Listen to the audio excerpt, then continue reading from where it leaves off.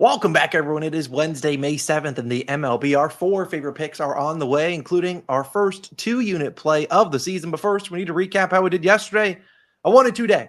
Now, we did cash our hit parlay. I know some might think Mookie Betts did not get a hit. He didn't start, so Bet365 voided him, as did DraftKings if you bet it there. That's why I say avoid FanDuel, because Betts pinch hit late in that game, and they graded it as a loss there, but Ohtani did come through with a homer. Stowers just could not come through. He was not seeing the ball well. Did come up with chances. Two times with runners in scoring position. Nothing there. Tyler Anderson, if you were to look after the first inning, it would have been like, great pick, Logan. We're looking good. His under 15.5 was minus 160. Of course, the Blue Jays, I don't know what the hell they were doing. They were giving him one pitch outs left and right.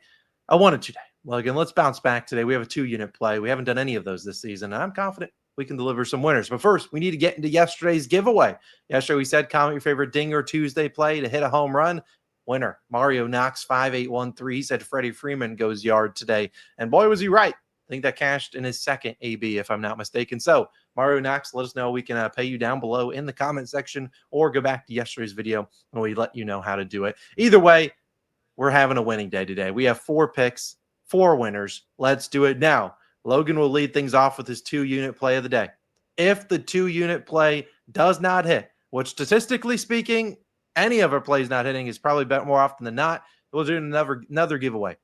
$25. You go down below, comment some positive, good vibes. We'll pick one random person tomorrow to give out $25 if the first play of the day does not hit. But Logan, we're not doing a giveaway tomorrow because this play is smacking. Scene of the crime. Where are we going for our first two-unit play of the year? Also, notice how he said, go comment something positive. Look, I'm tired of wading through the toxicity. If you're fading me, just keep that to yourself, all right? For a second. I actually don't really care. I mean, if they're fading, they might be able to retire soon. Yeah, we have both been terrible. You'll be on vacation somewhere, but for my favorite pick today, it reflects my confidence level that it's going to hit. So let that be a warning to you if you're fading. I'm taking Yusei Kikuchi under 17.5 outs, minus 128 odds on FanDuel.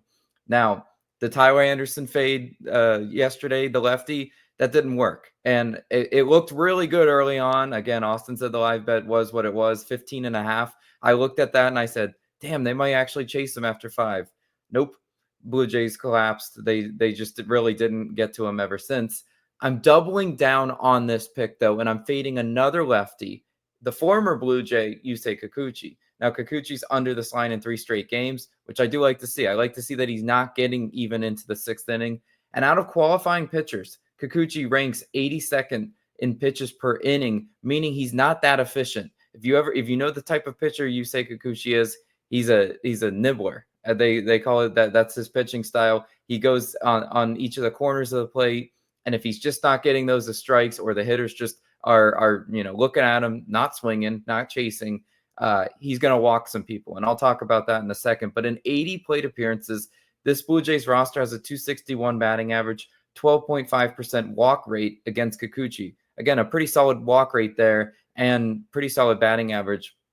Several of these guys have seen Kikuchi before, like Springer, Santander. Obviously, when he was with the Orioles, he saw Kikuchi a good amount. The Blue Jays have seen lefties well this season, which is why I wanted to back them yesterday. 246 batting average versus lefties. That's 12th best in the majors. They got hits on Tyler Anderson. They just didn't do a whole lot of the big inning stuff that we need. And I see them being able to do that today against Kikuchi. Toronto also didn't walk against Tyler Anderson. He only had one walk, and it was an intentional walk to Vladdy. That can easily change against Kikuchi, though, because Toronto's a top 5 team in terms of walk percentage versus lefties. Prior to that last start, Kikuchi had 4 walks in each of his prior 2 starts. Tyler Anderson was efficient last night. We have to tip the cap to that. He was throwing strikes when he needed to. Kikuchi's not. He sometimes when it's not there, it's just not there, and he can't throw strikes. I look at his percentiles. He's 20th percentile in walk percentage, 24th percentile in barrel percentage. He's not great at strikeouts. They're not consistently there. Only 7th percentile in chase percentage and 24th percentile in whiff percentage. The StatCast numbers indicate this guy is not that great in terms of a lot of the metrics that I want a pitcher to have if you're taking his over and outs. But we're taking his under, and I really do like that.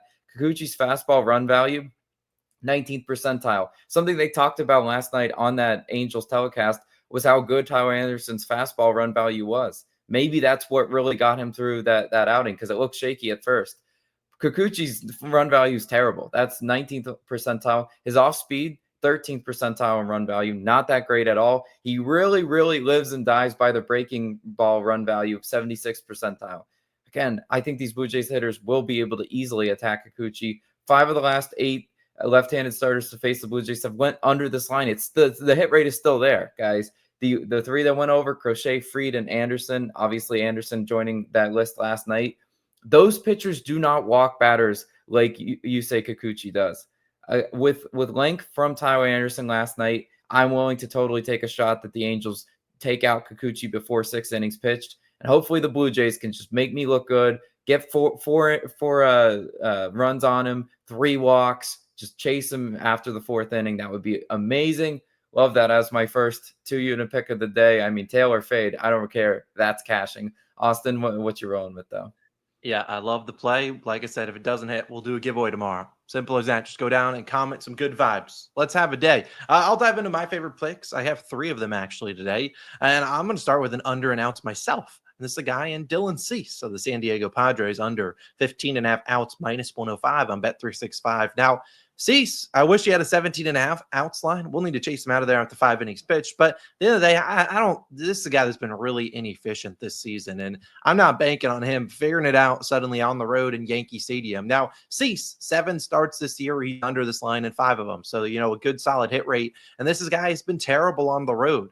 He's on the road this season, a 9 ERA, a 1.93 whip, and a 333 batting average allowed. This is a guy that's been really struggling with the strike zone, and he's been giving up a ton of base runners. And yes, the Padres bullpen got torched yesterday. They gave 8 runs in that, I think, 7th or 8th inning. But the Padres bullpen is still more or less somewhat well rested. They didn't use their whole bullpen yesterday, and they have a day off yesterday, as do the Yankees. So again, I look at this as a spot where we don't need to run Dylan Cease into the ground if we don't have to. A rubber match for the series. Both teams have won 1 game. So I see that both the Yankees trying hard with their normal lineup and the Padres pulling out Cease if he's not looking great.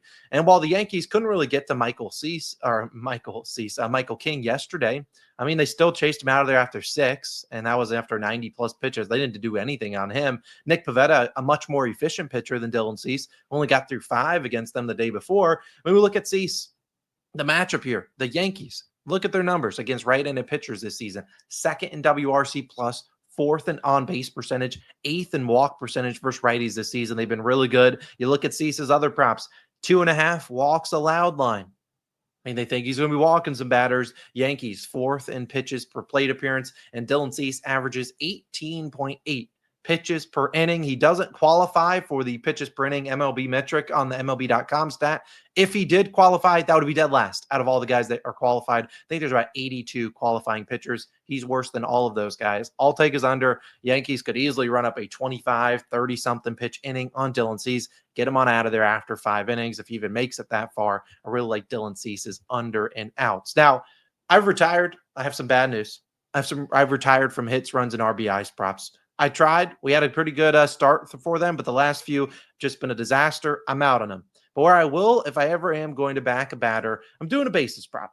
I feel like a basis prop is, if I were to equivalent it to maybe like a points line for an NBA guy, they're going to either do it or not themselves. Whereas an HRR prop, now that I'm looking at them from an outside perspective, they kind of feel like an assist prop. He can get a hit, or maybe sure they can hit a home run and do it themselves, but how often do you get guys hitting a homer? So instead, they either probably have to get on base, and if someone hit them home, it's like an assist prop, or have to pass to someone and they have to get it done. Whereas this guy can do it all himself. He doesn't have to worry about anyone else. That would be Kerry Carpenter of the Detroit Tigers over 1.5 bases, minus 120 on Bet365. Now, if you go to FanDuel, you'll see this is minus 170. Yeah, I don't know what the hell they're doing there, but sure, if they have that much confidence in him, I love to see that. Kerry, you'll find him at about minus 120 to minus 130 on almost every single buck besides FanDuel. So again, I don't really like betting FanDuel base props. It's just they normally historically have the worst value because you can't even take unders over there. But let's talk about Kerry Carpenter, who I think is a great matchup. Now, their game yesterday against the Colorado Rockies got postponed. They should play again today. I just want the matchup against Chase Dollander. I think they're not even playing a doubleheader today, so I wouldn't really be too concerned about picking the right matchup. Maybe they play a doubleheader. Trying to look at their schedule. They play the doubleheader tomorrow. So again, you don't have to worry about it. It's just one game today against Chase Dollander. Now, I don't know much about Dollander, but I do know he's struggled against lefties. This season, he's allowing about a 270 batting average to lefties. 13 hits. Of the 13, 5 of them have left the ballpark, 5 home runs. This is a guy in Dollander that is second percentile in barrel percentage and 20th in hard hit percentage. Now, you look at him, the pitches he's throwing, 50% of the time it's a four-seam fastball. Well, the four-seamer has a 14% whiff rate, and this is a guy in Carpenter who smokes four-seamers. He's hit 3 home runs off righty four-seamers this season. He's seeing the ball well. He will bat near the top of the lineup for the Tigers today. I think you could easily pull one, either that's into the bleachers or down the line and get us a double. I really think this is a great matchup for him. So I will trust him on the road in Colorado. We know the ball's going to fly out of that ballpark. Maybe not as much as it will fly in like June, July, but it will still fly out of the ballpark if he hits it well. I love Kerry Carpenter's over in bases. Then the fourth pick of the day, third and final one for me, is going to be the Royals, -0.5 in the first 5 innings, -135. A little bit more juice than I really want to pay here, but I will take a stab on this one. If this loses, I won't ever take another juiced-ish run line for the first 5 especially, but I have to fade Jonathan Cannon, and I'll back Michael Wacha. I think this is a clear matchup advantage for us pitching-wise. I think we have the clear batting advantage. I'll take a stab on the Royals to at least lead through 5 innings. I don't care if they win the game outright. They just need to be up by 1 through 5. So hope they can make it a sweat-free bet. Now, first, we need Michael Wacha to lock in. Yesterday at the end of the video, I talked about how I liked Colin Ray, but I knew he would save his worst stuff for me. Hopefully, and he certainly did if I were to back him. Hopefully, that's not the case for Michael Wacha, who's been pretty good and has been pretty good against this White Sox lineup. Now, the White Sox lineup has changed since the last year, but he did face them 4 times. His 2 road starts against the White Sox gave up 2 earned runs in both of those. His 2 home starts, 0 earned runs, 7 innings pitched, so 7 shutout innings. He owned them. Now, additionally, you look at them. They have not been great against righties. Been better lately, but 28th in WRC plus versus right-handed pitchers. And this is a guy in Wacha, 82nd percentile in barrel percentage. So if he can limit the barrels, force the White Sox to get multiple hits on him, I'll live with it. If it's like a 3 or 4 hit inning, what I don't want to see is a walk or a single leading to a home run. That would be painful. Instead, I think Wacha pitches pretty decently. His props is he has a 1.5 earned runs line that isn't even juiced. So I think he does well. Now, on the other side, why are we fading Jonathan Cannon? I've talked about Cannon multiple times this year. He's great at home.